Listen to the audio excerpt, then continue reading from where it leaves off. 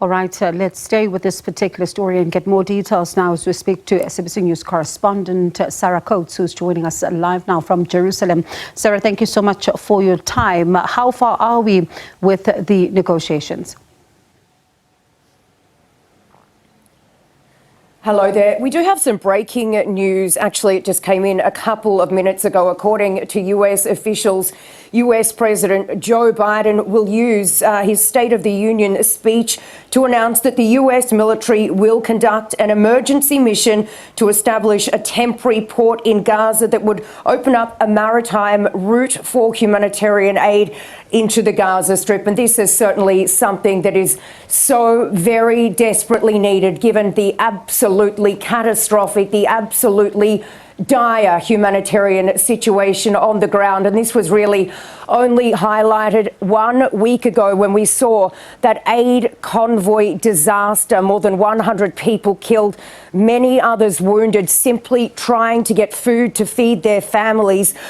This is, of course, an extremely horrendous situation, something that world leaders are continuing to address. One of the latest voices coming from the UK's Lord Cameron. He had a meeting with Benny Gantz, one of the War Cabinet members from here in Israel. He stressed that Israel needs to do more to get more aid into the Gaza Strip, saying that in February only half of the amount of aid went in that it did in January. So certainly extremely concerning, given that a number of countries are now resorting to these airdrops over the Strip, something that is seen as completely inadequate, completely inefficient, and something that really shouldn't be happening, given that there are all these crossing points that are there for trucks to go in and bring this much needed aid to the people inside the Strip who are suffering.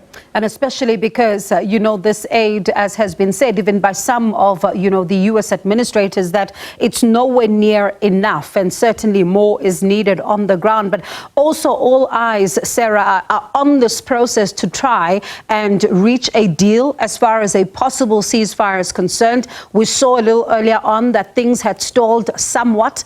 Are we any closer towards moving towards the deadline of March 10th, or does it look like everybody's still holding out?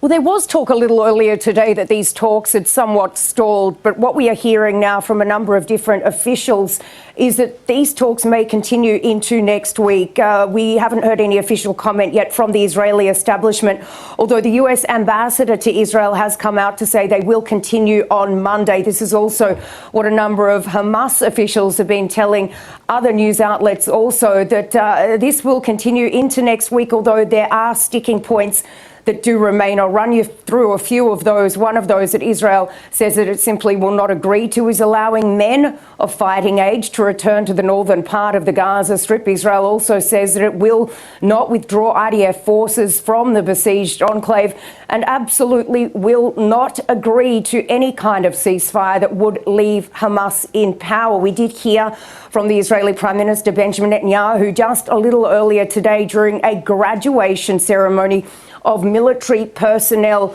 He reaffirmed Israel's stance and his stance, saying that they will conduct this military operation down into that southern city of Rafah with or without international support. He said now is the time, basically, that Israel needs to band together despite this international criticism of what is being seen as a lack of plan down in Rafah, where we do know that around 1.3 million Palestinians, internally displaced people, are sheltering. And the fear here is that no plan has really been presented that would show where these people are supposed to go, given that Rafah has been, up until the last few weeks, declared as a safe zone. So this is certainly extremely concerning.